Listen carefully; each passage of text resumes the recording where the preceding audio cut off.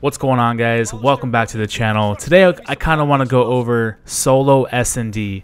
Now, for one, I want to know who in my channel is a solo player. Go ahead and type in the comment section #solo. I want to know who runs solo, as well as how do you guys do it? Do you guys get frustrated on this game?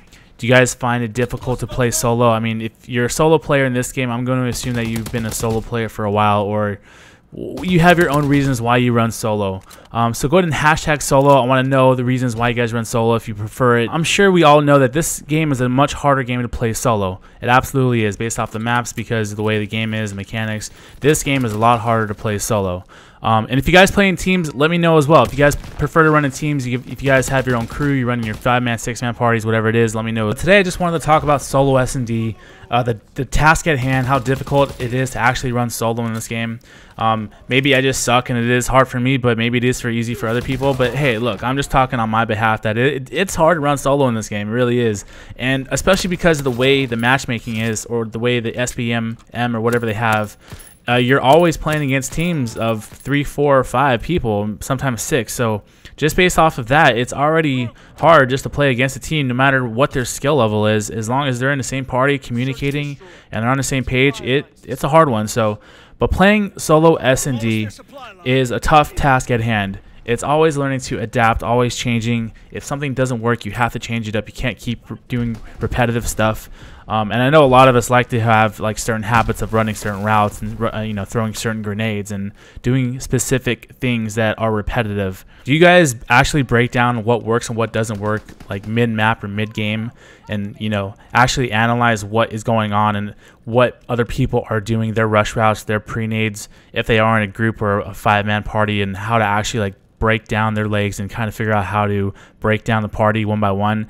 It's different things like that you have to take into account when you run solo SnD, and sometimes it feels like we've made every right move, right? Like we've done everything correct. We read this opponent, he went this way, but we still get joked. Like there's nothing we could have done that would have went better other than the game allowing us to actually perform the way we want to perform. At the end of the day, playing solo, it's not about winning. We don't play solo to win. We play solo to get points, right, guys? To get points, to get score, to have great games, and whatever reasons why you guys play solo. I mean, I'm sure the list goes on, but for the main reasons of playing solo, it's not for the wins, but it's mainly for the score and for the performance and to have great games, right? So at the end of the day, you guys have your own reasons why, but ultimately playing solo is pretty tough. We all have good days and we all have bad days, and for the most part, running solo, it's not all about what works and what doesn't work. It's about just changing things, because one time a grenade might work and sometimes it might not work, and even if something does work at one point, you still have to change it so people won't expect it every time. You know what I mean? It's just a wasted grenade if you keep throwing it over and over and over, expecting to get that same person, and that other person is changing his thing. He's changing his route. He's changing his nades. So you always have to change things, figure out what works and what doesn't work. And yeah, you're going to have those people who run the same route every time and who gets grenaded every time. Sometimes I'll do the same thing as well. I'm like, he's not going to throw it this time. There's no way he's going to throw it this time. And then I'll just get naded from someone else who runs a different route and then throws the same nade. You know what I mean? Little things like that. Even when you're breaking that down and you're running next to a teammate that's been running the same route every time, and this one time he runs the same route but then decides to turn around and go back the other way, and then the guy's running through the middle like on this map, and then you just get shot from the right side, all the time, where you're going to throw this nade over here, you're going to look straight, and then someone's just going to come from the right side and shoot you. It happens almost every time because that is a really strong rush route. The people who run through the middle, the ones who run through the middle and throw a grenade, or who don't throw a grenade, preventing those people from running straight. So it's complete access. You always have to be aware of what your team is doing, where their rush routes are going, noticing on the map of the direction they're pointing, and if they're shooting, if they're not shooting. Again, I think solo SnD goes back to the point system and the kill system. It's not the win system, because there is no winning. If you guys run solo, you guys have the understanding of, it's all about the score and all about the points. And if you get the win, you get the win. If not, hey, whatever. But I think when we all queue up solo, the first thing you notice is the performance of our team, what they do, who gets the first nades, who gets the first bloods, the first team shots. You kind of can get a feel for how the whole game's going to pan out within the first 30 seconds of the first round, right? Well, sometimes that's not true. Sometimes we'll all have a bad round, we'll all get pre-naded, we'll all get like 3-pieced. But for the most part, I think that we have a good understanding of what's going to happen within the first 30 seconds of the first round. And based off of that, we kind of have to figure out what we need to do to further our performance, to help out our team. When it comes down to it, people aren't as experienced, they aren't as confident playing the game. So you know, from a teammate perspective, you know, getting the first blood, getting a 2-piece early on in the round will help people get more confident, will help them, and it's just going to be a better contribution for the team and helping you guys get that W on the round and hopefully get that W on the game. And ultimately, it's about you adjusting your performance and your play style to further help your team. And that's kind of what solo SnD is all about. You know, like, you can't really rely on any of your team to do anything, so it's really just putting the whole bag in your pocket and running with it. The same thing goes for other people. You know, when I have bad games, and it happens all the time, I'm like, yo, dude, someone's got to pick up the slack, you know what I mean? Because whatever I'm doing is not working. So, yo, holler. So, hey, it goes for everybody, you know what I mean? No one is perfect in this game. We're all trying to learn it. We're all trying to change things and get better and get more kills. And it's kind of like this whole game and how it's been going. We got down. We were super down on rounds. I was not doing that great.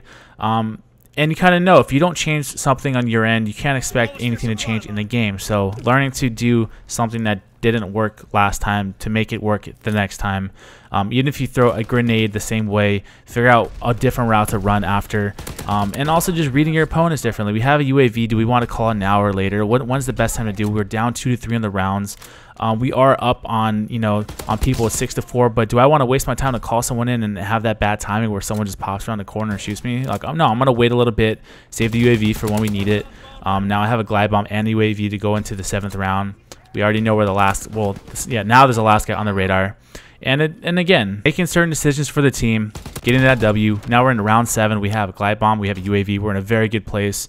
And I'm assuming that the team is now full of confidence. We were down like, what, a couple rounds, and our team was like, okay, here's another loss, guys. Like, great. But nah, dude, bringing it back, bringing the confidence for the team. Let's go to the 7th round and close it out. Now we just need to figure out when is the best time to do this. Do we want to wait to see if they get a couple kills off the bat? Do we want to wait and see who gets, you know, what trades? Or do we want to just knock it as soon as we can to hopefully get a first few picks and then, you know, continue that confidence with everybody and get the map control?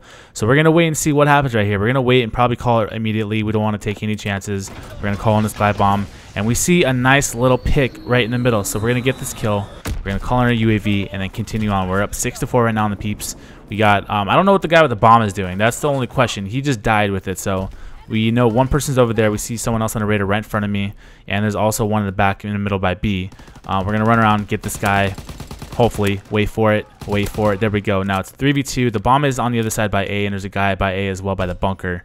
So we're going to have to work a pick, and then I'm going to assume we have to get the bomb. We are still down on time. There's only 46 seconds right now. You can either do two things. You can either make your way towards the bomb and play objective to get that bomb down.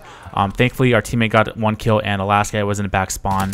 We were able to get those 2 kills. But you can either make the decision to go get the bomb and try and plant that. They might be camping it. Or to go like this panned out. One of our teammates got the kill. I knew this guy was back here from the radar. He was shooting on it earlier.